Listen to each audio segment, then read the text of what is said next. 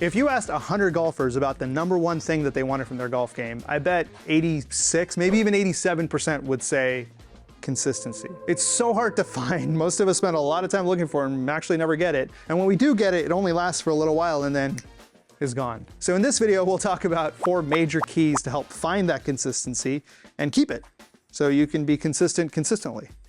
Let's go. Hey, what's up? I'm Manu. Welcome to the channel. So let's get right into it with major key #1, which is really about understanding what we mean by consistency, so then we can figure out how to find it. So for most of us, when we think about consistency, we think about consistency of strike, which is basically like, how am I hitting this ball, right? When we go to the range and we hit yet another giant mega plus bucket of balls, what we're looking for is, I want to get consistent strike. I want to hit this ball perfectly every time. So comes back and, ball first, ground second, my hands are going up, shallowing, all the different things that we're telling ourselves we need to do, weight shift, all this other stuff. And it all comes down to a swing that's consistent, so we're getting consistency of strike on the ball. But that's not really what we want. Because when we go to the course and we're whining about it later, what we're actually whining about is we didn't have consistent shots. And I think there's a slight nuance there that's really important to point out. Because swing consistency is just about hitting the ball in the same way every time. Shot consistency is about getting close to the hole, moving in the direction that you want to go, making pars or birdies or eagles, or the other side, double bogeys instead of triple bogeys, right? And so that's a huge distinction to make, because if we're only looking for swing consistency, then we're missing out on all the other stuff that contributes to scoring. And I don't know about you, well, I probably do, but I would definitely much rather have a bad ball striking day, but shoot 4 under, than have a great ball striking day and shoot 82. So those are not the only 2 options, but you know where I'm coming from, right? So really, I think major key #1 is understanding that when we're looking for consistency, it's about expanding that definition a little bit to be more about the shot. And there's many more components to the shot versus just hitting the ball the same way every time.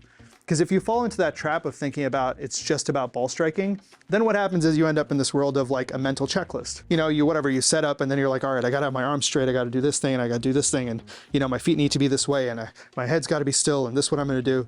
Now you're in mental checklist land. You might put a decent swing on it, maybe. You probably won't because you're thinking about too many things. But is the ball gonna end up where you want it to go? Or is that gonna come from all the other stuff that matters? We'll get right into it right after I have a quick snack, because all this talk of consistency is making me hungry. So I'd like to talk about, I'm just kidding, this is not an ad, but I think this is gonna be really fun. So this is a cake. This is an old-fashioned chocolate cake from Susie Cakes. It's legitimately a cake, I kid you not. It's a giant slice of cake. It's like 8 million calories. Freaking, it's delicious, absolutely delicious. And so I'm just gonna have a little bit of this, talking about consistency makes me peckish. The thing that I love about this cake is that Susie Cakes has a bunch of locations. And no matter where you go, the cake is always great. I mean, you could even say it's consistently really great. See what I did there? So I'm gonna eat the rest of this later, because otherwise I'll be napping on the ground right here. So the key thing about this chocolate cake that makes it so amazing is a bunch of stuff happens to make it consistent. It is always good. It always tastes basically the same. And so if we start thinking about why that happens, how you get consistency in that space, and then how we can translate that to golf, maybe there's a way to be, man, this chocolate cake's so good, I'm still eating it. Maybe there's a way to really improve our consistency game. So when I think about what makes a cake consistent, like we all know this if we've done any baking or watched someone bake, or Great British Baking Show, best show of all time, after Ted Lasso. So step 1 is great ingredients. They use the right ingredients, they use good ingredients every time. Step 2 is they have a good process. Step 3 is they allow for other things to happen, like you gotta let the cake cool before you frost it, right? And then step 4 is they adapt. So when things change, when you have a different baker come into the house or come into the shop, or maybe the weather's a little different, or maybe, the AC isn't working the way that you expect it to, they adapt. So you do other things to make it work. And we can use the same thing when we think about our game. So if you start thinking about your swing or what goes into a great shot, because we just talked about shot consistency, you can effectively break it down into 4 different categories. So the first is physical. So physical is things like how your body's feeling. Did you warm up? Are you tight? Are you not tight? This is how I signify being tight. So are you tight? Are you not tight? Did you warm up right? Did you sleep enough? Like, how's your body feeling overall? Because if you're physically not in a good state, so for example, for me right now, I have a bit of a knee twist issue from another sport. If you're not in a good state, it's really hard to make everything else work, right? But all of this contributes to my shot consistency. So if I'm playing golf with a minor injury, something has to happen around that. Number 2 is your mental state, right? So as you're coming to hit this ball and the ingredients to go into hitting a great shot, there's how focused are you? Do you have a plan? Do you have an idea of what you want to do? How many swing thoughts do you have? Did you sleep enough last night? We talked about sleep twice, but it really makes a difference both physical and mental. Are you thinking about what just happened at work? Did someone text you? You know, all these things play into the mental side of things, right? And so those are all gonna play a part in the shot that you hit because we're looking for shot consistency, not just the swing, but the shot overall. Ingredient number 3 is preparation for the shot. So that includes things like, what are the conditions like? What's the wind like? What's the lie like? All these other things that go into play, right? For a lot of us, if we're just doing, hey man, yeah, that was good. Oh, nice shot. Yeah, okay, let me just hit this. Oh, blah, blah, blah. Talk. Yes, oh, that was a fun story. Haha. Yeah, ho, yeah, blah, blah. Usually that's exactly how I hit most of my shots. But seriously, if you think about it, that's not great shot prep, right? Thinking about good shot prep also brings into play things like, where are you aiming? Are you trying to land the ball 2 yards past a giant bunker, or are you trying to land the ball to the fat part of the green so that you can make a guaranteed 2-putt, possibly a 1-putt if you get a little gust of wind or something as you hit the shot? And then the 4th core ingredient is your swing, right? It kind of makes sense. It's really hard to put a good swing on the ball without the swing. You're just putting a good on the, that's a terrible joke. Let's move on. But anyway, so the core parts of the swing also matter. So things like good fundamentals, like do you have a good setup? Do you have good ball position? Are you strong standing over the ball? Are your hands a good spot? What's your grip like? You know, the grip, stance, alignment, ball position, we talk about it in this other video, they're really, really important. So the fundamentals matter. Then other things also matter, like your pre-shot routine, which, you know, have you set up everything in the way that you do normally, or is every time different? You're going through some kind of mental checklist. And I think the other part that's really important that I talked about a little earlier was adaptability. So for me, for example, if my knee hurts, I'm trying not to like lean and like press into it too much.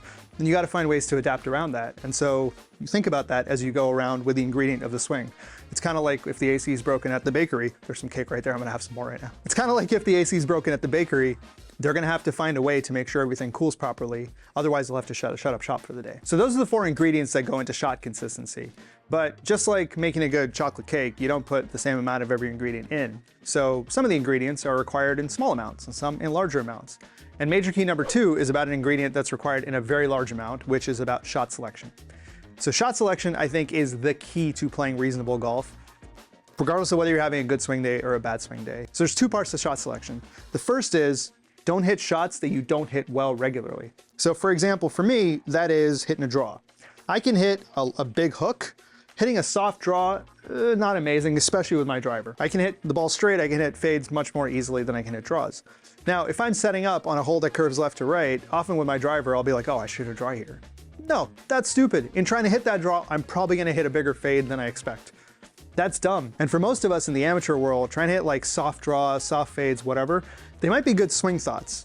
If it's a good swing thought for you, if it helps you like hit the ball better, you want to be more detailed, absolutely go for that. But trying to hit the ball in a more complicated way than you need to, it'll feel great. So if your goal is to feel great about hitting some really complex shots, absolutely go ahead and do that. And I'm not knocking this in a negative way. I mean this in a really positive way. If your goal is to show up and make some birdies and hit some fun shots, like absolutely do that. If your goal is to hit lower scores, et cetera, then thinking about the long-term game, it's a little more about what's a reasonable shot that I can execute right now. And the second part of great shot selection is picking good targets.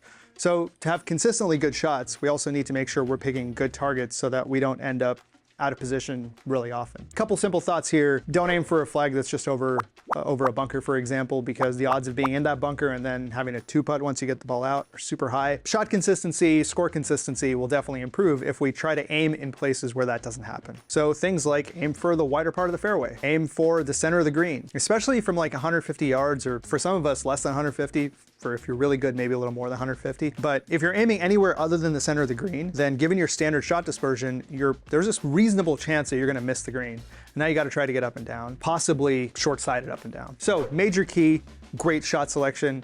Key 1, don't try swings that you're just not gonna execute that often. Instead, hit smarter shots there. And second, point them at locations that are just easier to get to and will not end up in like massive trouble if you miss by a little. Because remember, we're not shooting lasers, although I love shooting lasers, but rarely are we shooting lasers. Usually we're shooting these like shotguns, or I call them flashlights, right? So there's like a dispersion area. So that's major key number 2. Let's talk about major key number 3, which is one of my favorites, which is really around creating a feeling of space around the ball. And you saw me do this earlier where I was like, oh yeah, blah, blah, blah, talk about this, blah, blah, blah, etc. Go hit the ball. there is no space around the ball for the act that you're about to do, which is try to get this ball to where it's going. And I think for a lot of us, we don't do that, right? We get rushed when we're on the course because maybe we're playing slow or the people in front are playing fast, or you've spent some time looking for your ball and now you're like, oh man, I gotta catch up. All these things happen. But in order to make sure this process happens, the cake baking process, I just had another bite, by the way, it was delicious. For making that cake baking process happen efficiently, it's really important that we don't rush how long the cake is in the oven. And it's really important that we don't rush how long we let it cool. Because if you put the frosting on when it's too warm, all that stuff's gonna melt. And so this is the part where the rushing needs to stop. I have a video about how to stop rushing. You can check it out up here.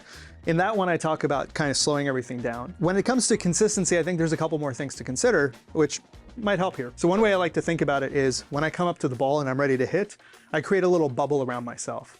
And everything else just kind of fades in the background. This is the time I need to hit the shot, whichever way I want to hit it. So, you know, go through my think box, I'm hitting it this way. Go through my feel box, I want to hit the ball a little straight. It's going to go like this, maybe a little bit of a fade. Okay, that's what I'm feeling. And then as I step up, everything else is now vanished. And I'm feeling this here. There's no conversation still happening. None of this other stuff's happening. I'm talking to you, so we'll see how the shot goes. But all of this other stuff is gone because I'm still in my bubble. And this is my great space right here.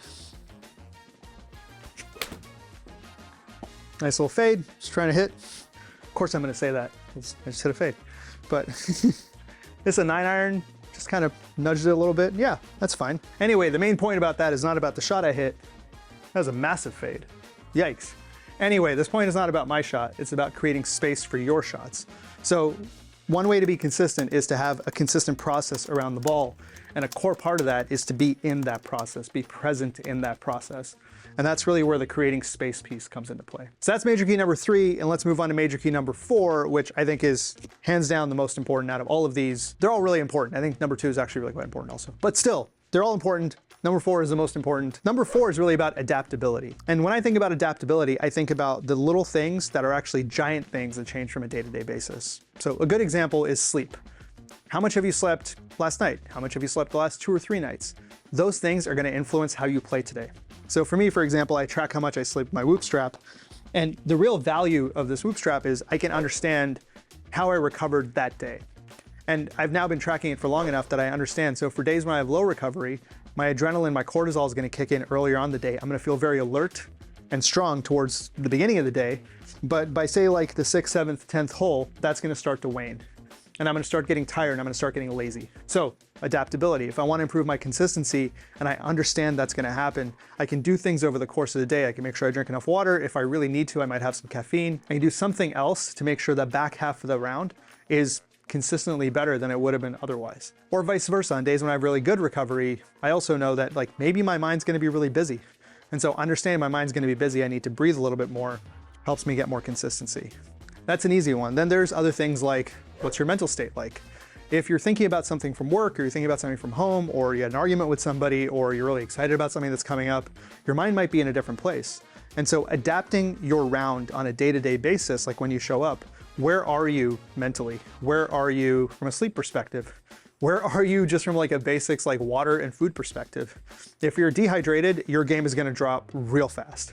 If you're hungry, you might have some issues, everyone's different, but these are all experiments that we can do, right? And this comes back to that whole concept I said earlier of, let's assume the air conditioner fails at Susie Cakes. Maybe I'll have some more cake right now. So let's assume that the air conditioner fails at Susie Cakes. If the air conditioner fails at Susie Cakes and they still want to keep the shop open, they need to find other ways to adapt. So maybe they'll go get a portable air conditioner, maybe they'll get some ice, maybe there's something else. In order to maintain the consistency of the product that they build on a daily basis, they have to adapt based on the conditions. We need to do the same thing. And with all these adaptability pieces put into play, now you're starting up level from the swing consistency we started with to the shot consistency we've been talking about, now to like a round consistency level, which is kind of the way the pros are thinking. When you're looking at everything from a real macro perspective, kind of like 100,000 foot level, we're like, oh, okay, the first half of the round, I'm probably gonna be in good shape. The second half, I might be a little bit tired, so I'm gonna adapt accordingly. Or all the other stuff that we've just talked about. So those are the 4 major keys I think are super important to consistency. Number 1, understanding that it's about shot consistency, not swing consistency. Number 2, being smart about the shots that we pick in the first place, right? Shot selection is super, super, super key. Number 3, creating space for ourselves as you get to the ball and you're gonna hit it, because this is the important time. And number 4, adapting to all of the elements within us and outside us to make the whole round kind of feel like one cohesive, large structure. I don't know. Seems like a circle, bubble, something like that, like a beautiful, beautiful bubble. So those are the 4 major keys. Please tell me what you use for consistency. I'd love to try them out and maybe improve my own consistency. And thanks for being here. I hope you enjoyed it. Please send it to a friend and let me know with the buttons. And see you soon. Ciao.